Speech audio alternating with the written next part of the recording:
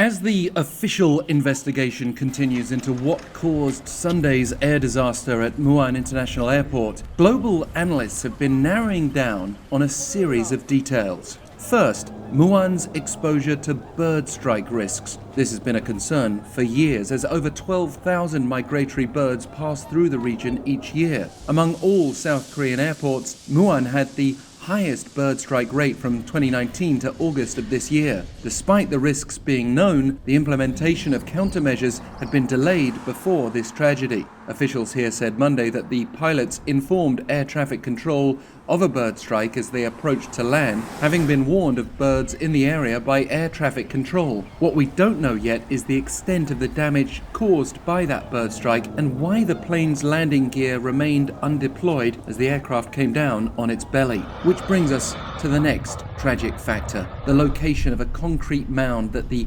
aircraft struck. Some analysts have suggested the disaster might have been less severe had it not been for this structure that houses the localizer, which is designed to help planes land. This mound is about 250 meters from the end of the runway, but the plane landed nearly halfway down the runway, which is comparatively short to start off with. Some experts are saying it's unusual to house the ILS antenna in a mound, and that a less rigid structure that the plane could have plowed through could have resulted in a far different outcome to Sunday's disaster. Another factor that's being mentioned is the plane's heavy use. It's been reported that the ill-fated Boeing 737-800 in question flew 13 times in 48 hours before the crash amid the busy festive season. It's not clear whether this had any bearing on the tragedy, but acting President Choi Sang-mok on Tuesday directed the government to address necessary improvements to the airline operations system. Meanwhile, a team of investigators from the US government and Boeing has arrived at the crash site to help determine the exact cause of the crash and help with the analysis of flight data and cockpit voice recorders, which can take time. In addition, a thorough review of the communications between the pilot